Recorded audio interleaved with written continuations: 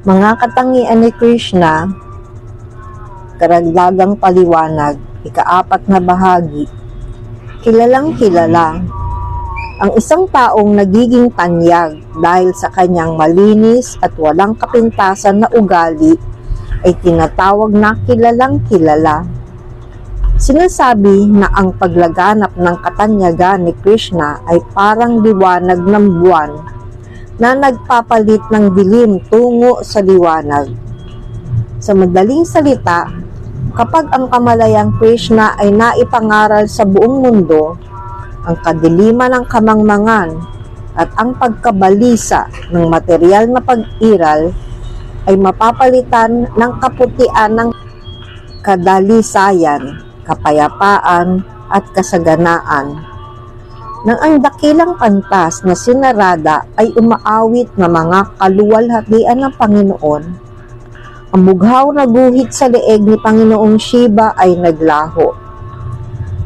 Nang makita ito ni Gauri, ang asawa ni Panginoong Shiva, ay naghinalang may ibang nagkunwaring kanyang asawa, at dahil sa takot ay agad siyang lumayo sa kanyang piling.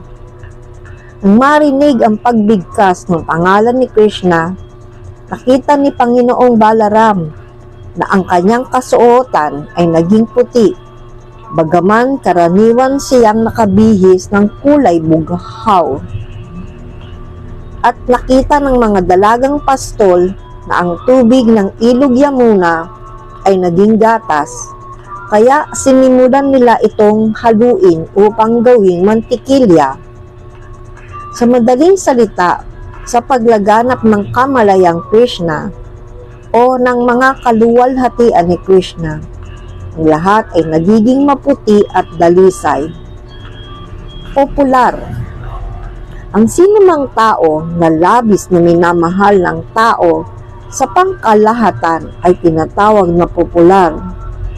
Tungkol sa kasikatan ni Krishna, may isang pahayag sa unang kanto ng Srimad Bhagavatam na tumatalakay sa kanyang pagbabalik mula sa kabisera ng Hastinapura. Habang siya ay wala sa Dwarka noong labanan ng Kurukshetra, lahat ng mamamayan sa Dwarka ay nalungkot. Nang siya ay bumalik, masayang sinalubong siya ng mga mamamayan at sinabi, "Mahal na Panginoon, habang ikaw ay wala sa lungsod, ang aming mga araw ay lumipas na parang nasa kadiliman ng gabi. Tulad ng gabi kung saan ang bawat sandali ay tila napakahaba. Habang ikaw ay wala, ang bawat sandali ay para sa amin ay parang milyong-milyong taon. Ang iyong pagkakahiwalay ay lubos na hindi namin matiis." Pinapakita ng pahayag na ito kung gaano kapopular si Krishna sa buong bansa. May katulad na pangyayari nang pumasok si Krishna sa arena ng paghahandog na inihanda ni Haring Kamsa sa kanyang kamatayan. Pagpasok pa lamang niya sa lugar, ang lahat ng mga pantas ay sumisigaw ng Jaya Jaya, na ang ibig sabihin ay tagumpay. Bata pa kasi si Krishna noon, at ang lahat ng mga pantas ay nag-alay ng kanilang magagalang na pagpapala sa kanya.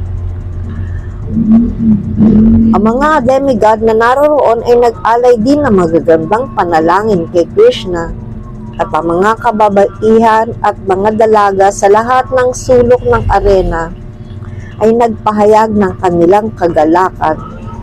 Sa madaling salita, walang sino man sa lugar na iyon na hindi lubos na nagmamahal kay Krishna. May natatanging pagkiling sa mga deboto.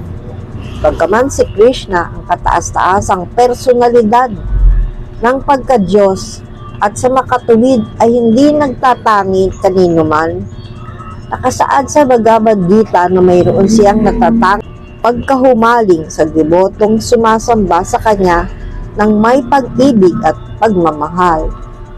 Nung narito si Krishna sa mundo na ito, Isang deboto ang nagpahayag ng ganitong damdamin. Mahal kong Panginoon, kung hindi ka nagpakita sa mundong ito, tiyak na mga asura o mga demonyo at mga ateista ay lilikha ng matinding kaguluhan laban sa mga gawain ng mga deboto. Hindi ko maisip ang laki ng kapahamakang mapigilan ng iyong presensya. Mula pa sa simula ng kanyang paglitaw, si Krishna ang naging pinakadakilang kaaway ng lahat ng demonyong tao.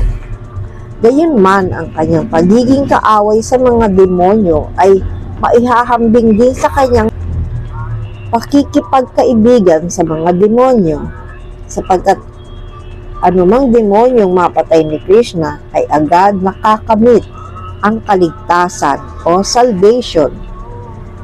Lubhang kaakit-akit sa lahat ng kababaihan.